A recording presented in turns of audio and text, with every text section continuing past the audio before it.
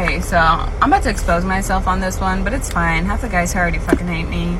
So I've never really not dated interracially. Like, I've only ever been in interracial relationships. No, I don't hate black men. Yes, I have had situations with black men, but they just never really fell through. Don't know why. I would say, as far as dating interracially in Arizona, it's really fucking easy. Arizona, especially like Phoenix, is very fucking diverse. So you do meet a lot of different type of people, and a lot of non-black guys actually are interested in black girls. It's just most of them are kind of like shy and don't know how to approach black girls. So there are going to be a lot of situations where you have to be the approacher, which is perfectly fine. However, you need to be aware of the fact that fetishization and racism are a thing. Just because somebody's willing to fuck you does not mean they actually like you. With that being said, if you feel like you have to hide any part of your blackness to be with your partner, just don't fucking do it. But don't be scared to do it. It's fun. You get to like see other people's perspectives of lives and how other people's live and then their culture. So it's fun. I encourage it.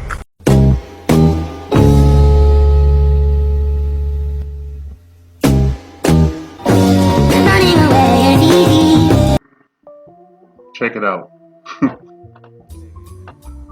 This woman, it's a tutorial. I don't really want to drag a woman. I don't care about the divesting thing. I've never cared about it. Matter of fact, the first time I ever heard about divesting was 1986, okay? From a girl that was a divester and whatnot, and she was a butterface, okay? She was barely a butterface. Her body was mid, but her head was fucked off. She looked like a Muppet, okay? I'll leave it at that. Right, so okay, your hands full of the cheeks anyway. My black hands on her black cheeks and whatnot. I'll leave it at that. As you know, I'm an elder statesman of this here ethnic community, such that it is, chronologically speaking, according to some of the Sandra's women.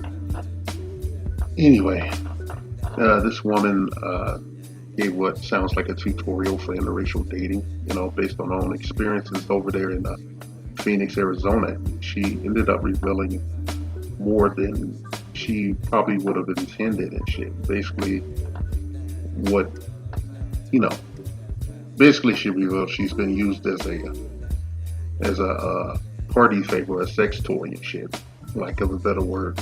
A ghetto gagger, okay? A ghetto gagger. A lot of these, she said it herself, are just because people sleep with you don't mean they like you, right? And it brings into question a number of things. I don't want to impugn who she is as a person or what she may do for a living, but it may involve doing something strange for some change or shit. You know, just I have to go with my first thought after hearing her say that.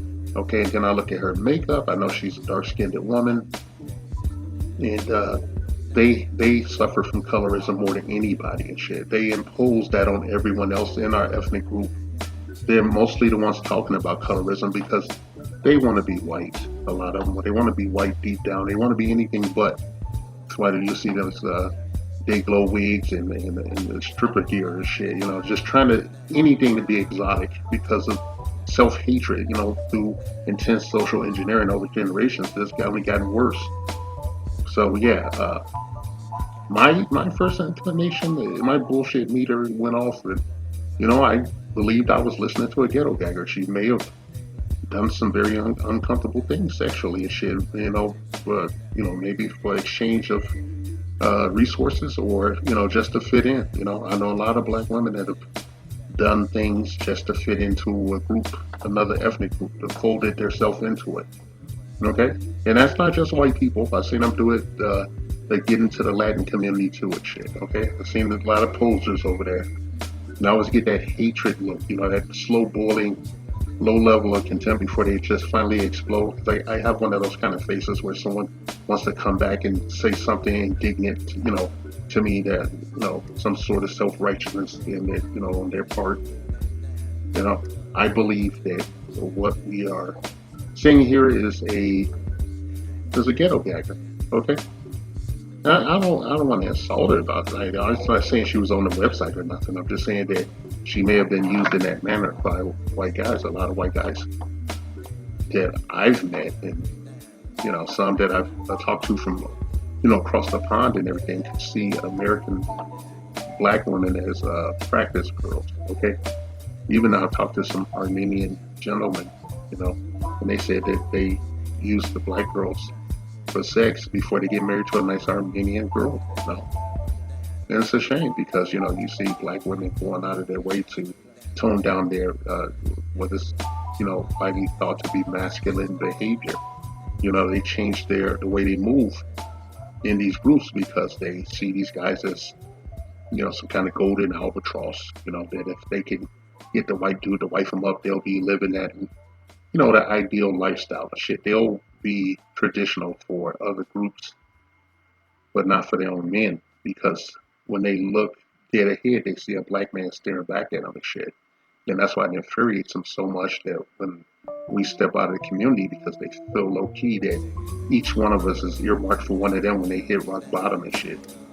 That we're just supposed to accept them as they are, the bargain bin, what I would normally call a porta potty or a petri dish with a Tupperware lid on it and shit. And I hate to say these things, but it has been proven to be true in some respects. So, she exposed herself out there. I really can't say I feel bad for her. She made an informed decision to put herself out there like that. Okay, she's been used as a plaything by the minority majority and for the parties unknown. Okay, and if she so happens to catch any guy that's outside of our ethnic community, that's a win-win situation. No matter what he's bringing to that metaphorical table. And, hey, more power to you, okay? Black girl magic, right? The Black Patriarchy.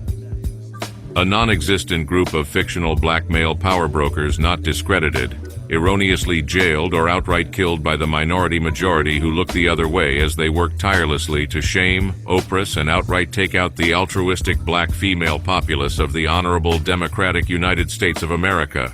3K's inset bitches. These evil wealthy members of the black patriarchy are the sole reason for all the ills of the black community, walking, talking, holding down jobs and doing everything up to and including giving their very lives in service to their baby mamas and baby's motherfucking kids. Their motto that strikes fear into the hearts of black women everywhere: bitches ain't shit but hoes and tricks.